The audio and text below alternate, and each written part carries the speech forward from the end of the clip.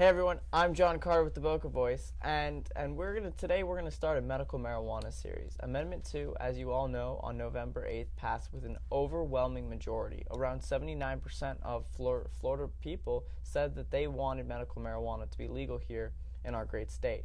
So there's been a lot of questions and confusion to how this process is working, and we wanted to clarify that. So today my guest is John Cato.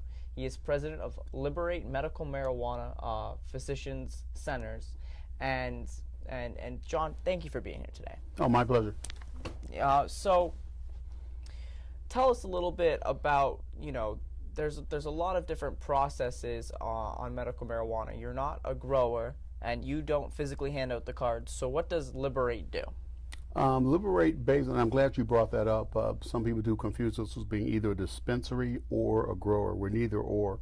What we do is basically assist the industry and also assist the state in basically do what we call pre-screening. What we do is basically a pre-screening process that allows that patient that when they're through with the process, they will be basically in a position having met a marijuana doctor at our office and having basically prepared the information to go forth to the state to get a state-issued marijuana ID card.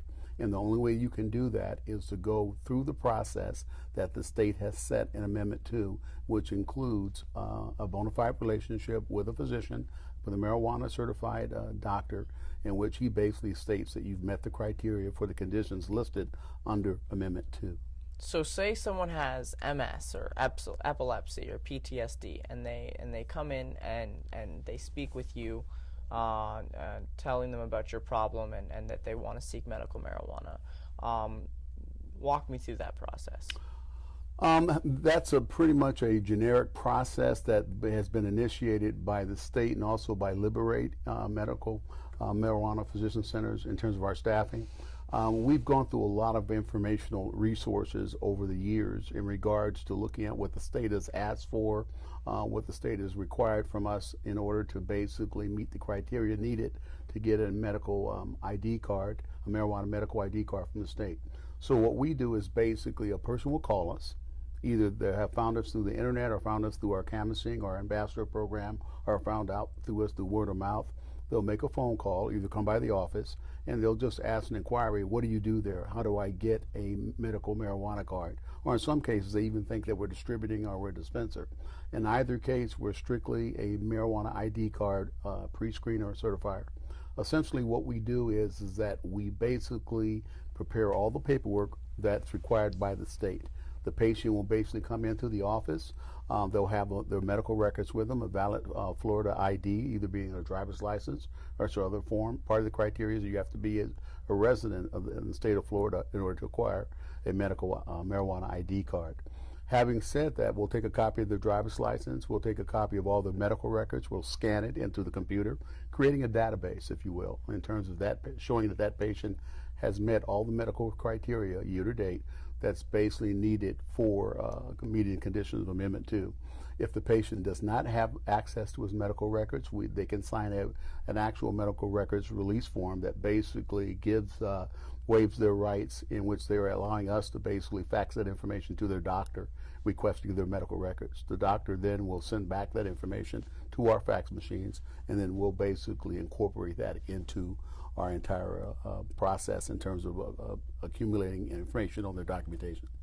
So say someone, they don't have a condition, it's just someone that wants to come off the street and score some medical marijuana. What happens in that case?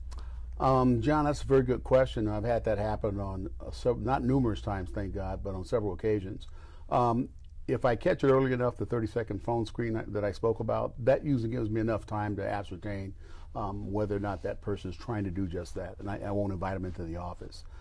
If the person is evasive, if the person doesn't have any type of medical history he can talk of, if the patient is self-diagnosing himself with no information that he can supply this with, normally that's an indicator that they're trying to get something in terms of a marijuana card using non-Amendment 2 conditions. And we don't screen those type of people, nor do we qualify those type of people.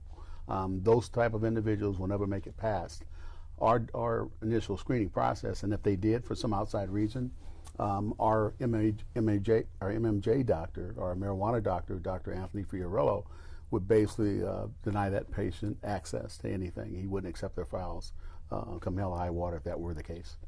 Do you see medical marijuana replacing these opiates and really helping this older community, or do you see this as more of a teenager drug? Yeah, I'm not a doctor, but what I would say from just looking at my limited experience and what have you, I don't see it replacing. Pharmaceutical, big pharma has a place in our society. There's no doubt about that.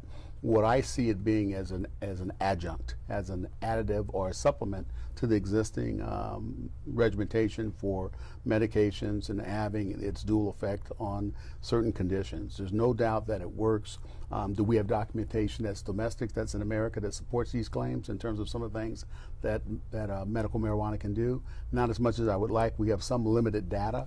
If you want to see your real data, you have to really go online and look at some of the papers that have been presented by the Israelis, some of the papers that have been presented by the Europeans. They really have an extensive history of researching the conditions and researching the benefits of medical marijuana. And I think looking at the oils, looking at the actual substance itself, I think there's no doubt from a clinical standpoint, it does have a place in Western medicine, in my opinion. Now, Liberate, you also play a huge role in education, not only with the patient, but with physicians. Why don't you tell me a little bit about that? Yes. What we're trying to do, John, is that we're basically doing a two-tiered approach. What we're trying to do is that, one, we want customers to come into our office and basically apply for the medical marijuana ID card, but at the same time, we want to make them knowledgeable in terms of what's going on. You know, what is the process? What does this entail? What are your expectations? And the whole bevy of questions and answers are being answered at that consultation. Once that occurs, what you'll find is that we then basically go to the next level, where after a 90-day process, which is called a bona fide relationship with a doctor, which is our marijuana doctor, what happens is that then they'll be brought back in basically to do the final examination, where they're basically being told and being consulting with the doctor, and then it goes to the next step, which is basically processing the paperwork in order to go through the state. So what we do is we make sure that those steps are followed both legally, ethically, as well as being supplied to the doctor as he's recommending. The difference between the companies, I can't speak for all the companies, I can only tell you what the patients have told us, is that they're glad that they came to Liberate medical marijuana physician centers, simply because they feel like we're more compassionate to their situation. Now, you have to be a board-certified medical marijuana doctor to approve or prescribe medical marijuana. A lot of people like their physician, but their physician has no interest in becoming a board-certified medical marijuana doctor, but may want to see the benefits. How would they go about doing that? What you just said is probably one of the most realistic situations of the patients coming into our office. You're absolutely right. They have doctors that basically want nothing to do with medical marijuana. However, they don't want to basically refuse their client or their patient to having the benefits of using medical marijuana. This is where our service comes in. This is what we do. Essentially, my reaction to that patient is very simply either have the doctor give me a call or go back to the doctor with our card and our pamphlet information, explain to them that we have a doctor on board, that we meet all the criteria that falls legally under Amendment 2, and that we'll take that patient off your hand. We're not taking your patient away from your specialty. Let's say your specialty is family practice. We're not a family practice clinic. We're not going to take that patient away from you. We're very targeted and very specific. If your patient can benefit from the use of medical marijuana as a patient, then that's who you want to refer that patient to is Liberate Medical Marijuana Physician Centers, and we're located in West Palm Beach. So John, as we wrap up, is there anything else you want people to know about Liberate? Yes, we are located at 3540 Forest Hill Boulevard, off the 95 between Congress and Davis Road. Walk-ins are acceptable, and basically you can find us at our website, liberatewbp.com. You can also basically go online and hit Liberate in terms of medical marijuana, and you'll probably see us as being one of the first that comes up.